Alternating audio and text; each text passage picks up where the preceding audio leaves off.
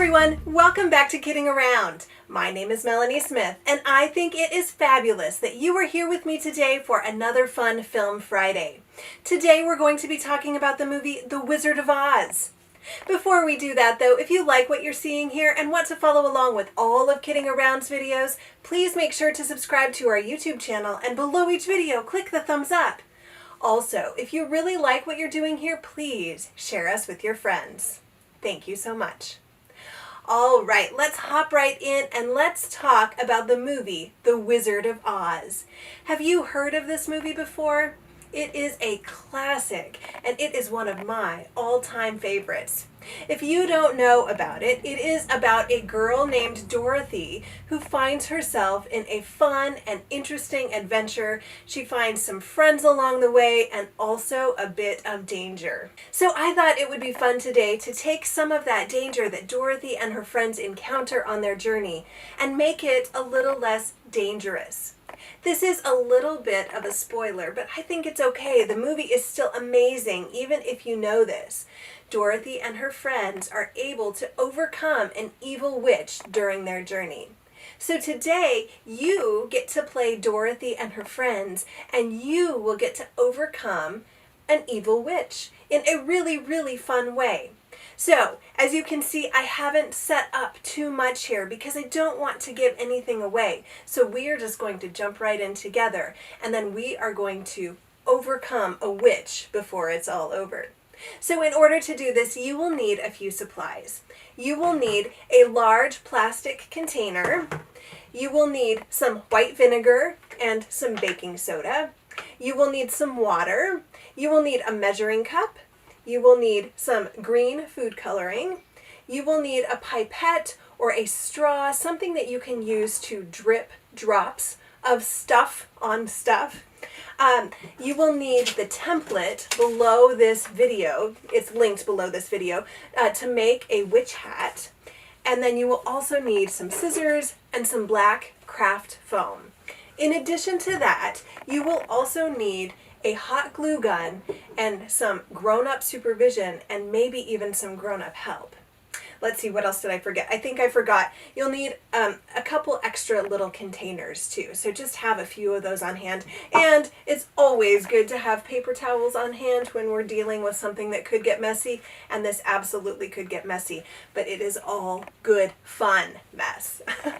All right, so let's just hop right in. So we are first going to make our witch hat. So in order to do that, you can take the template that is linked below this video, and you can print it out and then cut it out. And then once you have it cut out, you are going to use it to cut the black craft foam in that same shape. So there are a couple different ways that you can do this. Once you have your template cut, you can just hold it on your black craft foam and cut around it if you would like. And that's what I'll be doing. Or you can put it down, take a pencil, and trace around it, and then cut your lines. Whatever you feel most comfortable with, it's up to you. And this certainly does not have to be perfect. So I am just going to kind of eyeball it here, and I'm going to hold my template, and I'm going to cut around it.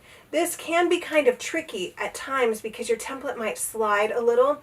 So if you're unsure about this, go ahead and put it down, put your template down on your craft foam and trace around it, and then just cut that out. All right, but I just can't wait. I want to get right into our activity, so I am going to just wing it. All right, so I have cut here the first piece of the hat, and now I'm cutting the second piece of the hat. All right, now I have my craft foam pieces cut out of my craft foam. I guess that makes sense. Craft foam pieces cut out of craft foam. Now I'm going to make it into a hat. So this is where the adult supervision and permission and help comes in. All right, so I am going to take my black craft foam, this kind of weird, almost triangle shaped piece, and then I am going to curl it around in order to make a cone, just like that. And then, once I know that it fits and it makes sense as a cone, I am going to take my hot glue gun with maybe some parent help or adult help and supervision, and I am going to just run a bead of glue down that side of the craft foam. And then I'm going to be very careful, and I am going to put this hat together. I actually have a cool temp hot glue gun. It's still hot, but it's a little bit cooler than some of those really, really hot ones. I would definitely recommend that that's the kind of hot glue gun you start with, because while it still gets hot, it doesn't get quite as hot as some. All right, so you can see there that it was kind of popping open, so I just put another little bead of glue in there, and now I'm going to hold it until it dries. Just give it a few seconds. It helps if you blow on it.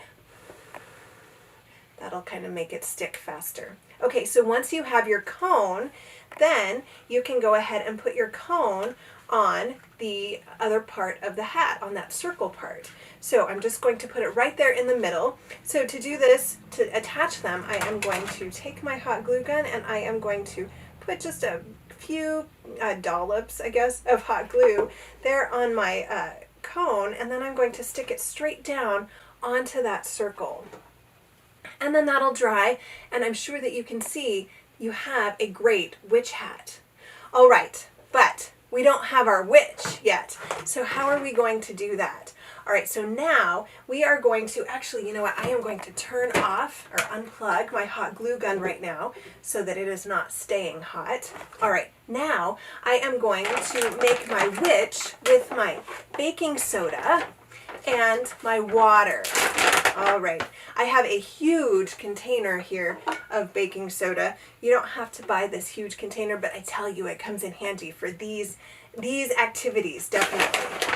All right, so what I am going to do is I am going to get about 4 cups of baking soda, and I am going to put that into my plastic container.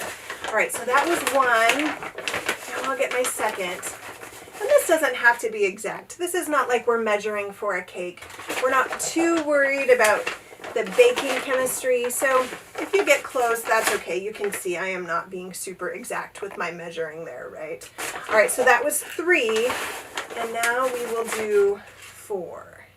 All right, so once you have your 4 cups of baking soda, see, these big containers definitely come in handy for things like this, right?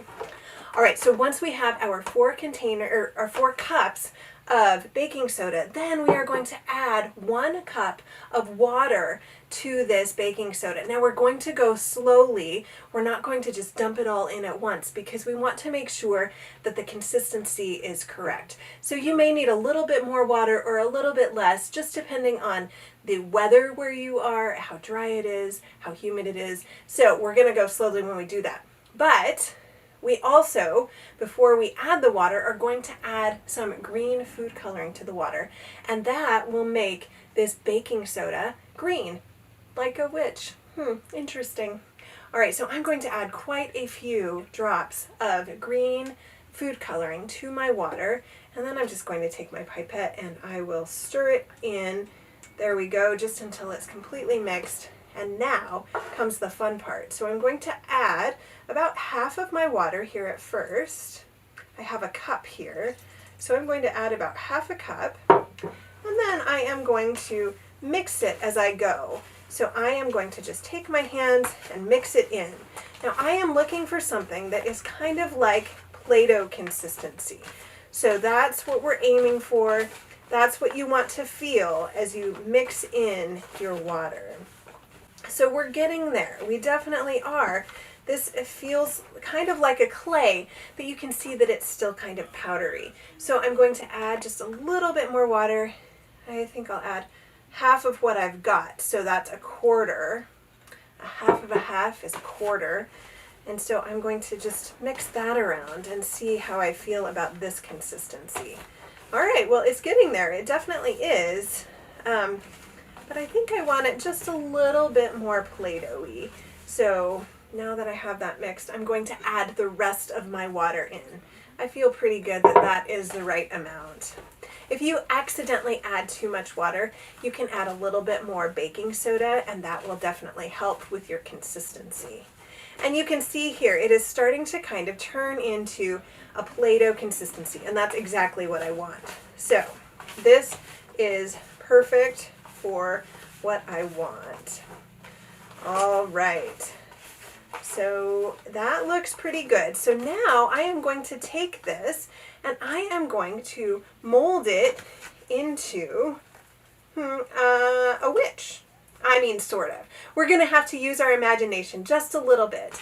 But this is what is going to be our witch that we are going to melt in the same way that Dorothy melts the witch in The Wizard of Oz. All right, so once you have something kind of like that, it doesn't have to be pretty, just a big blob, then you can put it down in your plastic container and you can put a witch hat on it. And I don't know how well you can see that up there on that camera, but it looks like a witch to me. So you could actually make several hats if you wanted several witches to melt. And then you are going to just form all of your Play-Doh into witch bodies. Now you can mix one at a time. So if you wanted to just make one witch hat but you wanted to melt several witches, you could have a separate plastic container and then you could put this or this body in that separate plastic container, put your witch hat on, then melt it, and then after that one's melted, then you could put the next witch body into that plastic container. It's totally your call. It's up to you however you want to do it. I am just going to use the corners of this little area right here in my plastic container to be my witch bodies. All right, so now I have, actually, you know what I'm going to do? Hopefully, I'm just going to do one at a time, and I am going to place this blob of Play-Doh right there, and I'm going to put my witch hat right there, and I'm going to try to tip it back just a little bit so you can see it. You can put your witch hat on your witch however you want. All right, so now we need to get to the melting part. We're going to melt this evil witch. So to do that, we are going to take our vinegar and we're going to pour it into a smaller container that we can use our pipette to get the vinegar out of. I couldn't quite put this pipette down in that container and get vinegar out, at least if the vinegar is down where it is on this jar. I suppose if the vinegar were way up here, I could probably get my pipette in and out. But I am going to put the vinegar here in, a cauldron? You could even decorate your little container that you put your vinegar in to look like a witch's cauldron. It's up to you. All right, so the vinegar is the magic sauce. It is not vinegar in The Wizard of Oz that Dorothy melts the witch with, but our secret sauce is vinegar. So I squeeze my pipette, then I put it in the vinegar, then I let it go, and then the vinegar comes up into the pipette. If you're using a straw, what you want to do is you would probably try to get a container that is narrow and tall. And then what you do is you put the straw in the vinegar, and then you put your finger over the straw, and then keep your finger on the straw, and then you would move it over, and then when you want to release it, then you take your finger off the end of the straw and the vinegar will release. It's easier to use a pipette, but straws definitely work. All right, and now we are going to move over our vinegar to our baking soda and water witch, and we are going to melt it. So first I'm going to put this vinegar on the witch's hat and see what happens. Well, I'll tell you, there's a little bit going on back there, but not too much to this witch, right? Do you see that witch is still pretty much intact and not very melted?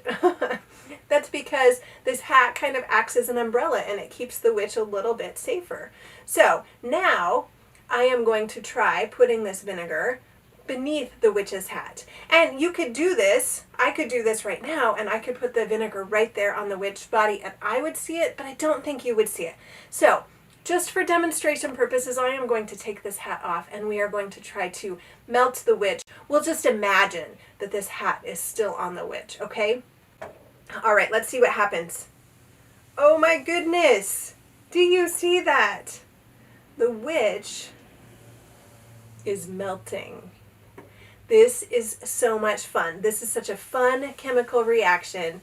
You get to watch bubbles and melting, and it goes on for quite a while too.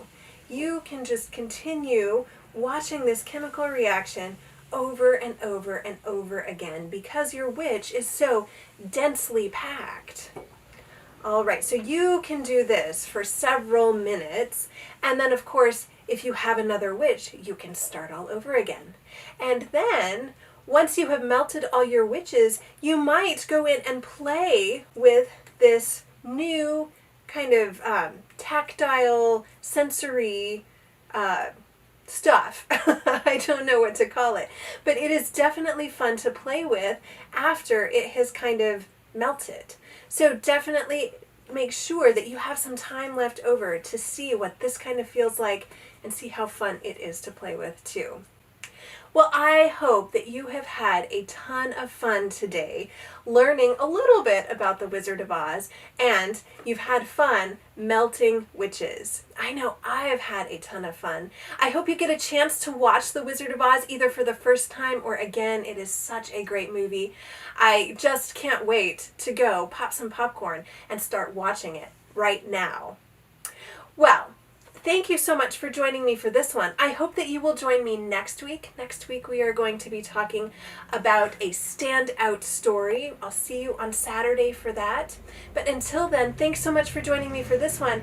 Thanks so much for kidding around with me. I will see you next time.